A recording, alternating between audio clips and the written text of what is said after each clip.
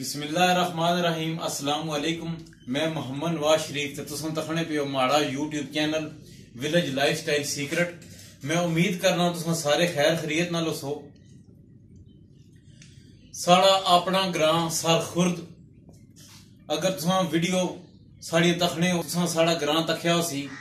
साढ़े अपने ग्रां विच welfare clinic ते इत्थे जनाब फर्स्ट एड की भी सहूलत मौजूद होनी। असा जनाब डॉक्टर मंजूर साहब इन्हां कोलों पता करने हैं जी इस क्लिनिक ने बारे विच भी ते स्टार्ट विच असां इन्हां कोलों पता करने हैं कि जी एक केड़े दौर विच आर्मी च भर्ती हुए सन।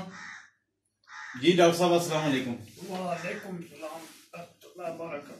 जी डॉक्टर साहब दसो तुसां केड़े दौर विच केड़े सन तुसां भर्ती हुए सो? मैं सन 1964 15/9/1964 भर्ती हुआ।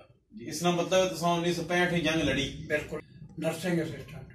नर्सिंग असिस्टेंट ते तुसां मजीद दसो कि 1971 भी जंग? बिल्कुल ये भी लड़ी। इसने बारे कोई असीं दसो। मैं उस वक्त CMH को मिला ईस्ट पाकिस्तान जेड़ा इस वक्त बांग्लादेश है। अच्छा उस वक्त उत्थे सा। सही सही। 1971 की जंग उत्थे लड़ी। ठीक। फिर मैं उत्थे कैद भी होया। सही। इंडिया 2.5 साल रहा। अच्छा जी। उत्थे भी मैं क्लिनिक मतलब मरीजों को दवाई देना रहा।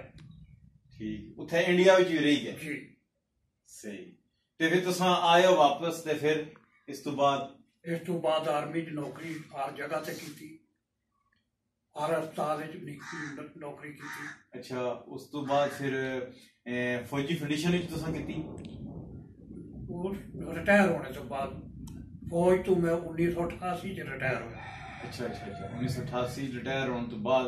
अच्छा और जिस टाइम तुसां बंगाल विच कैद होए सो उस तो बाद वापसी आ के तुसां जनाब करने रहे आर्मी च नौकरी? जी बिल्कुल। सही। ते कितने साल की तुसां जी फौजी फंडिशन विच? 21 साल। 21 साल। इत्थे इथू केड़े साल तुसां रिटायर होए हो?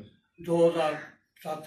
2007 2007 रिटायर होने तो बाद तुसां एक क्लिनिक अपने ग्रां विच कितना अरसा हो गया? क्लिनिक जेड़ा अवामी डार वेलफेयर ट्रस्ट जी इस वास्ते बनाया सी कि मैं कमाई करा। ठीक। लेकिन जल्द मैं इत्थे बैठा तो मेरे जहन च आया कि 45 साल में नौकरी की थी पैसे नहीं खातर। पेंशन आया पेंशन मिलनी। सही। हुण अल्लाह ताला मैनू ड्यूटी वास्ते भेजा जब मैं उत्थे जा तो मैं पेंशन के लैके जा। सही सही। उस दिन तो मैं वेलफेयर क्लिनिक बना दिता और लोगों का इलाज करना फर्स्ट एड।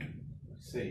बुखार नजला जुकाम जी इस तरीके ना जो आगे टेस्ट कराने हो ना समझ आती हो तो फिर उनको डॉक्टर के पास भेजो। फिर वो जो कुछ कहते हैं फिर उस तरीके से फिर उसका इलाज करता हूँ। ठीक। इन्होंने कहने का मकसद है जी जेड़ा बुखार नजला जुकाम हुआ है वो ये जनाब इत्थे इसने दवाई जरूर देने चेकअप करने। अगर वो आराम ना आए टेस्ट भी आखने कराओ। टेस्ट करने तो बाद अगर कोई ये तखने उसने कोई मसला ज्यादा गंभीर उसने मसला है तो ये जनाब उसकी आखने के तुसां फलाने अस्पताल ही चले गो। इन्हां कोलो इलाके ने कोई भी बंदे कोई मशवरा करना चाहन वो भी अच्छी सकने। इन्हां को जनाब तो मशवरा कर नहीं सकने हो। डॉक्टर साहब कोई भी मरीज अच्छा है ते उन्होंने फीस क्या तो कितने हो जी? मैं कोई भी मरीज आए उसकी एक कार्ड देना। ठीक है जी। इसने तो 20 रुपए फीस लिखी। ठीक है। ये कार्ड इधर एंट्री कर देता हूँ उसका नंबर अलॉट कर देता हूँ।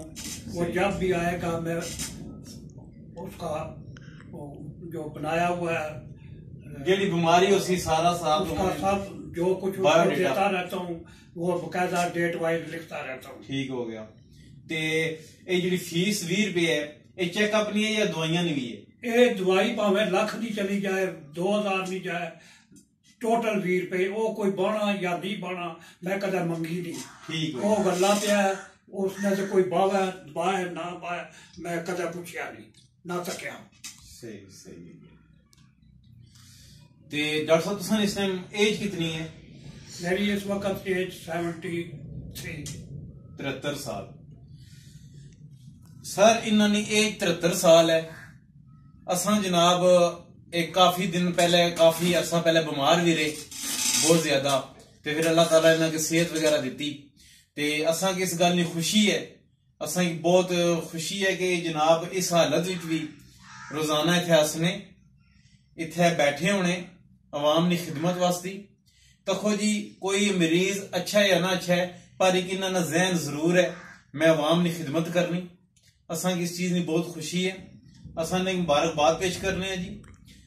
ये साढ़े लोगों वास्ते बैठे इत्थे इत्थे जेड़ा बंदा असना उसकी जेड़ा मसला उसी इन्हें जनाब इत्थे कंप्यूटर रखा, उसने जनाब इन्होंने सारा बायोडेटा लिखा कसना, जेड़ी दवाई खड़ना वो लिखी कसनी, ताकि दोबारा मरीज अच्छा है इन्हें की पता लगा हुआ है, इन्हें की पता ले कसना ये चेक करने ये बंदा पहले आया सी इसी में केड़ी दवाई दी, इसी नाल कितना फर्क पिया।